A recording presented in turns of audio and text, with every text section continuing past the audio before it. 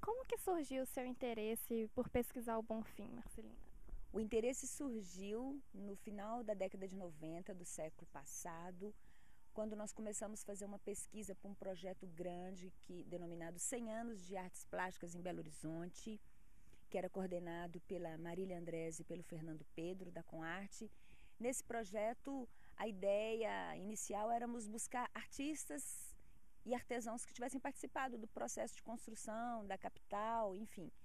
E nas pesquisas eu acabei percebendo que muitos artistas que atuaram no início da capital, né, desde a inauguração até a década de 20, tinham obras na cidade e obras no cemitério. Aí eu decidi, então, olhar de perto, conhecer esse acervo, e desde então o cemitério passou a ser um objeto de pesquisa com o qual eu venho trabalhando há muito tempo, e inclusive virou uma tese, e hoje é uma das minhas grandes paixões. Qual que é a sua formação? Eu sou formada em História, tenho mestrado, doutorado, sempre na História. Além do cemitério, você pesquisa outros aspectos do bairro, como cultura, tradição? Eu tenho me interessado muito sobre a história da região, da Lagoinha, né? E eu sozinha não consigo fazer isso. Então, atualmente eu trabalho na Escola de Design da UENG e na Faculdade Estácio de Sá, no Prado, no curso de História, e a gente está constituindo um grupo de pesquisa. Então, nós temos alunos de ambas as instituições que estão realizando pesquisas que caminham por todas as questões que envolvem não apenas o cemitério, mas o seu entorno, do ponto de vista das obras que estão aqui, do ponto de vista antropológico, religioso. Temos alunos trabalhando com a questão das devoções marginais, tem aluno trabalhando com a questão da organização urbana, do bairro, do crescimento do bairro, da população, da presença dos italianos.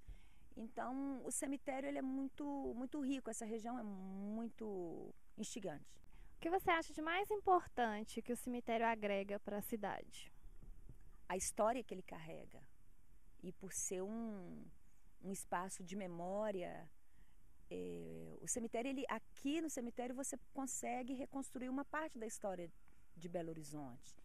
Então, na minha perspectiva, o mais importante é que as pessoas entendam isso, né? A população, não apenas a academia, mas a sociedade, de modo geral, o poder público, compreenda a importância desse espaço, do seu potencial histórico, artístico, o patrimônio que está guardado aqui dentro, porque a gente só preserva aquilo que a gente gosta, aquilo que a gente conhece, aquilo que a gente ama, né? E que a gente se sinta parte dele. Então, na minha perspectiva, o cemitério é importante por isso. É o lugar dos mortos, o cemitério é o lugar para enterrar os mortos, mas ele tem muito mais do que isso. Ele carrega uma história, uma tradição que merece ser cuidada.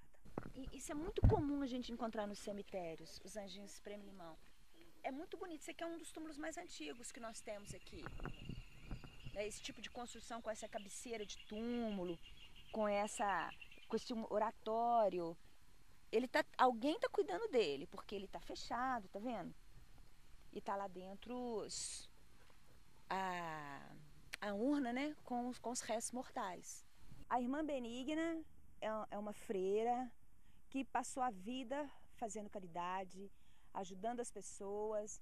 Ela foi incompreendida na época dela, né? As pessoas não compreendiam esse lado dela da caridade, de ser uma pessoa tão boa. Quando ela morre, ela está sepultada aqui. Esse túmulo, inclusive, é o túmulo da congregação da qual ela fazia parte. E as pessoas que receberam a ajuda, né, em vida da irmã Benigna começaram a vir aqui no cemitério, a trazer flores, a fazer pedidos, e começaram a atribuir a ela a realização de determinadas graças, de determinados milagres. E desde então, desde a morte dela, na década de 80, para cá, os amigos, né, eles formaram uma associação, tá vendo ali a placa? Associação dos Amigos da Irmã Benigna. Eles, todas as segundas-feiras, eles se reuniam aqui e realizavam novena, missas, agradecendo muitas pessoas que tiveram graças alcançadas, ao ter a sua graça alcançada, vinham fazendo isso que a gente chama de ex-votos, tá vendo? Essas plaquinhas aí são agradecimentos por graças alcançadas. A gente tem um nome técnico para isso, que são ex-votos. Olha a quantidade. O cemitério do Bonfim, ele vem passando por um estudo atual do IEFA, que eles estão fazendo um levantamento, já foi feito parte. Vocês conseguem encontrar esses primeiros dados desse levantamento do IEFA já no site do IEFA. Se vocês quiserem entrar lá, vocês vão encontrar já o relatório do que eles fizeram. Ainda não estão tombados os túmulos que eles fizeram o mapeamento, porque eles estão fazendo um mapeamento exatamente para promover o quê? O tombamento, pelo menos a proteção. Porque é muito difícil você trabalhar com a proteção de túmulos, com o tombamento de túmulos, porque a gente tem que entender o quê? O espaço é público, mas a obra que está aí, ela é particular. Essa construção, ela é privada. Ela pertence a uma família. Isso é um bem, inclusive, caro, caríssimo. Para você comprar hoje um espaço desses aí, que cabe um túmulo desse aqui, está em torno de 14 mil reais e pago em cheque, que é dinheiro ali na hora.